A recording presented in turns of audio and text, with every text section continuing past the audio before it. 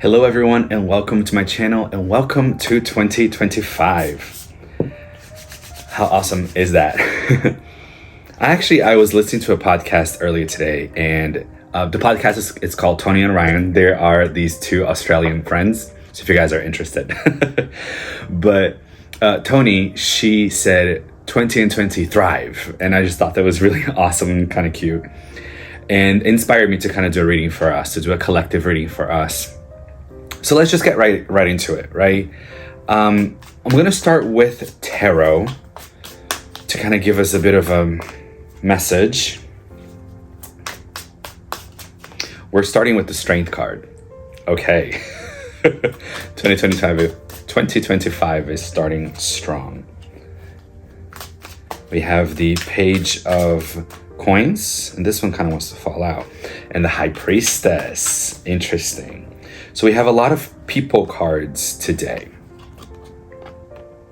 We have two Major Arcana with Strength and the High Priestess.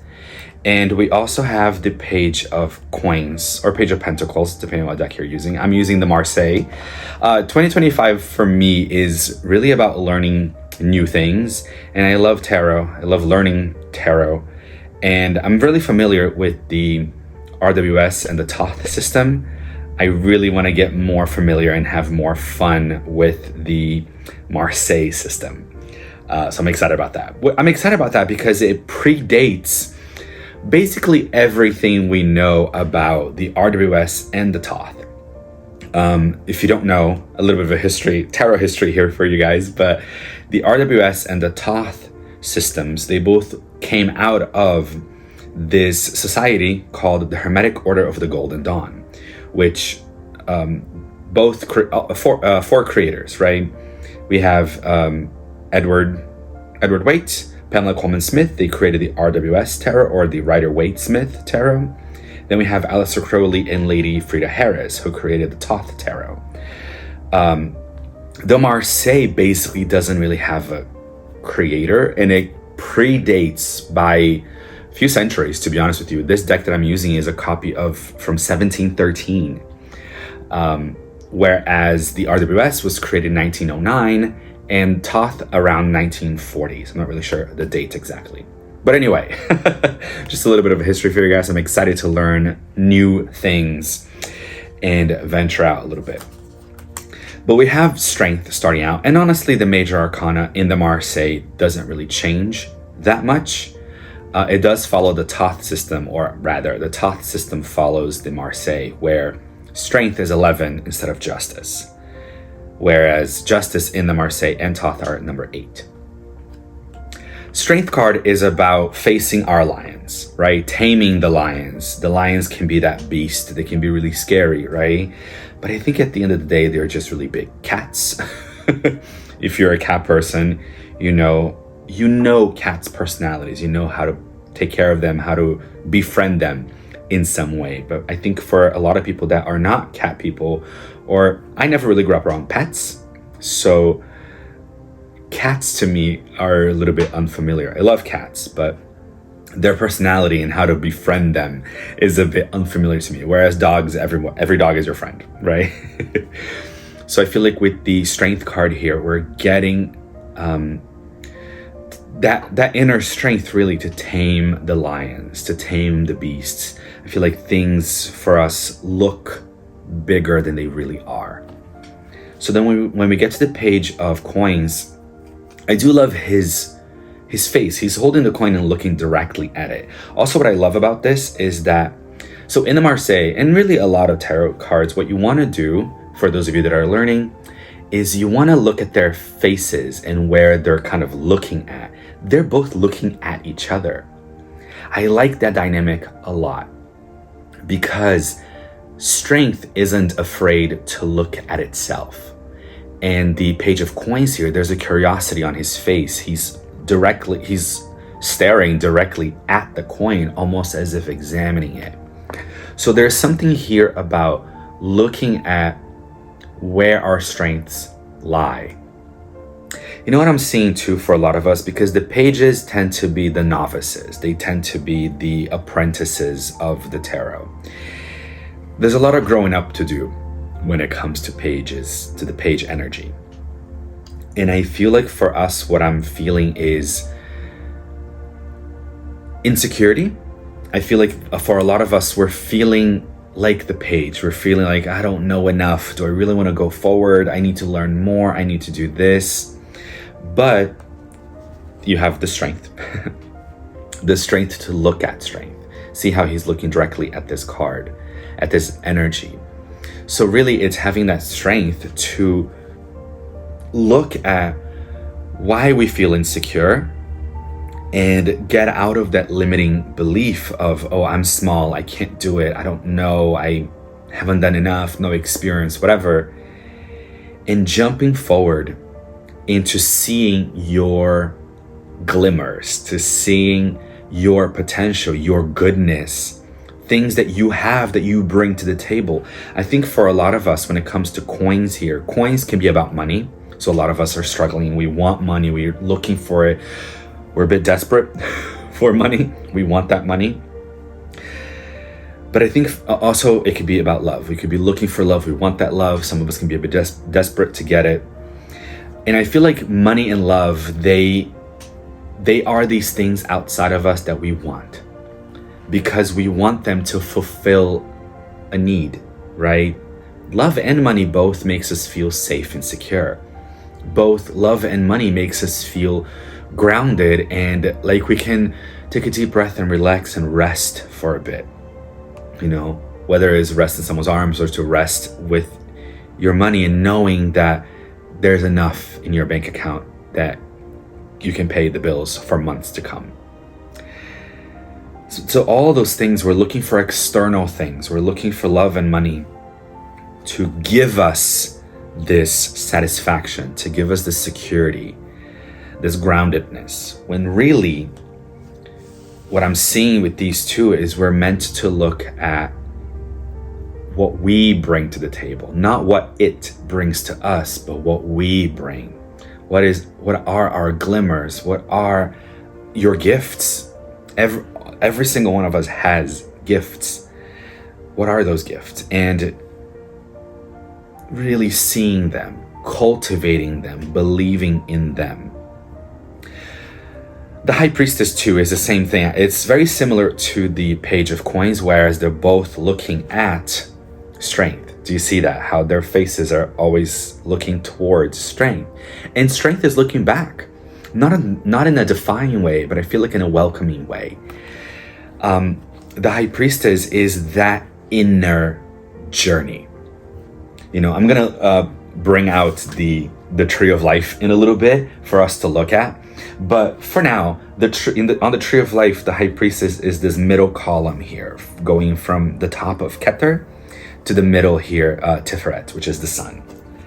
It's considered the longest path in the Tree of Life. That's the High Priestess.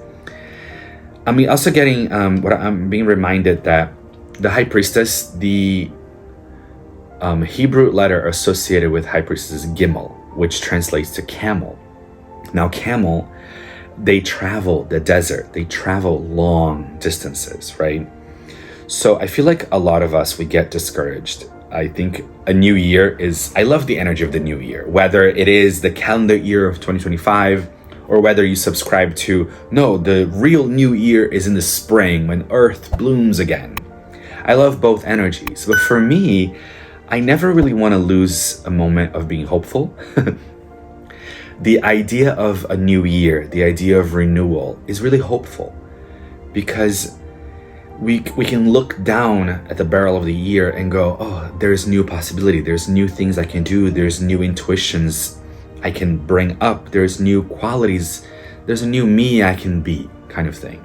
Not that we need to let go of ourselves, but really here what it's saying with the High Priestess in the Page of Coins is coins are also the element of earth. So we have intuition, we have that long trip in the desert, and the Page of Coins here is trying to get us grounded. So when I said about the camel and having traveling the desert is that for a lot of us, when it comes to New Year energy, we get really excited about New Year's resolutions, whether it is now or whether it's in the spring. We get excited about New Year's resolutions. We want to make a resolution. We want to do something. And a lot of us abandon it by 2 weeks. Most of us by 2 weeks. The rest of us kind of like a few months in the year. We abandon those things. But the thing that the High Priestess is saying here is that, do you have the patience? Do you have the patience to wait? The Page of Pentacles here, or coins, like I said, coins are the earth. So there is a sense of seed. The pages are, like I said, the apprentices. They are the seed. They have a lot of maturity to do. They have a lot of growth to do. They have a lot of strength to face, a lot of personal strength to cultivate. So that's what I feel like these cards are saying. Now, I want to pull a theme for us, and then I'll pull for the Tree of Life. That wasn't a good shuffle. There we go. If you do resolutions, which I don't personally do resolutions exactly, I do a word of the year. Last year was a lot of self-love. This year is actually just the word self with a capital S. Because to me, the self, one, I want to get connected more with my inner self, my shadow self, my higher self. Because that's where everything lies. Everything is within us. We just have to uncover them and get in touch with them. It's exactly what these cards are saying. So that's my word of the year. I know a few years back it was like vulnerability. That taught me a lot. That year taught me a lot. Okay. The theme for us is fire. Okay. This is exactly a trial by fire. This is a slow transformation. Of course, as I said, fire can be fast and fierce. Also, I do love all this red. I think I got them backwards now. No, we're okay. Thought I switched orders. But look at all this red energy. I really like that. There's a lot of red in 2025. I don't know if you guys, I don't have that thing of that you can say numbers or names to me and I see colors. I forgot there's a name for that and I forgot what it was. But I know people do that. They either see colors or they see shapes or something. A lot of artists have that ability. I don't really have that ability. However, 2025 or 2025 feels like a red year to me. Maybe because I'm just being reminded that 2025 is ruled by Mars. I'm not an astrologer, so I don't know why that is, but an astrologer friend of mine told me that. So I'm going by what he says. He's a really good one. You guys can follow him online on Instagram at DNA_astrology. But force, this is Leo. A lot of fire energy, right? So there is... Fire to me is transmutation, transformation, the rise of the phoenix. The rise of the phoenix also is a burning of the ashes, right? We need to burn 2 ashes before the phoenix can rise again. It goes back to also the High Priestess, the camel traveling the desert. When I think of desert, I think of fire. Not because there's fire in the desert, but it's hot, right? It's meant to be a really hot, dry climate. So of course I think of fire, that burning sun, right? So right away we have 2 energies connecting with fire. All right. Now let's see on the Tree of Life where we are.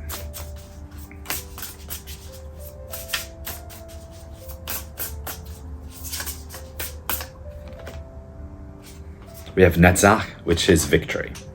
Now I love this because Netzach, even though I just said that 2025 is ruled by Mars, Netzach is Venus. How interesting, right? What a contrast between kind of like fire and water. The Netzach or Venus being this mother energy, this love energy. There is a sense of growth here. Now, Netzach is right here. Let's look at where strength is. Okay, interesting. So we talked about the high priestess, right? This longest, this column here, the longest path. Now, Netzach, which is this card, it's this green energy. It's ruled by Venus and translates into victory. Now, the strength card that we got is actually right here. It's this bridge. Now, it's interesting because the red here is Gabora. It's ruled by Mars. So interesting that when we talk about Mars, and we kind of have like a card that attaches to Mars. Now, it's the bridge between Mars, which is severity, it's justice. It fights for what it wants, and also it's a lot about discipline as well. It says no to a lot of things. But in contrast, we have Hesed, which is ruled by Jupiter, and it's translated to mercy. It says yes to everything, basically. It's a very peaceful, expansive, kind of all-consuming energy. It wants everything. It wants to say yes to everything. But strength is that bridge, is that balance. We have the peaceful woman here, the peaceful person here, kind of saying, hey, kind of almost like taming the lion, being like, hey, it's okay. It's okay to say yes. And the lion, with its mouth, kind of being obstructed here, it is the energy of Gabora or Mars, which it wants to bite, it wants to eat, it wants to almost like destroy, it wants to say no to things. So we have kind of like a destruction energy and uplifting, building energy. Now, when I say destructive, I think it can be a very sensitive word and a very sensitive topic, especially with everything that's going on in the world. But when I say destructive, and when the Tree of Life says destructive, it's really about letting go of what no longer serves. I'm sure many of you are familiar with letting go of friendships that don't really serve us anymore, relationships. Letting go of habits is a big thing. We need to be destructive with ourselves and saying no to certain things, right? Saying no to staying in bed all day. I know for a lot of us, that's honestly getting out of bed is like a lot of people's daily magic tricks. A lot of people's daily, that's strength right there, just to get out of bed. But when I say get out of bed, I just kind of mean like, for me, for example, sometimes I can be a little lazy. And I'm just, when you're a kid and you say like, 5 more minutes, mom, 5 more minutes, mom. That's kind of the energy I'm saying. We need to destroy that just 5 more minutes. Say no to that. And at the same time, say yes to getting up. Say yes to doing, acting, behaving. Does that make sense? I hope it does. All right. Thank you guys so much. And I'll see you guys next time.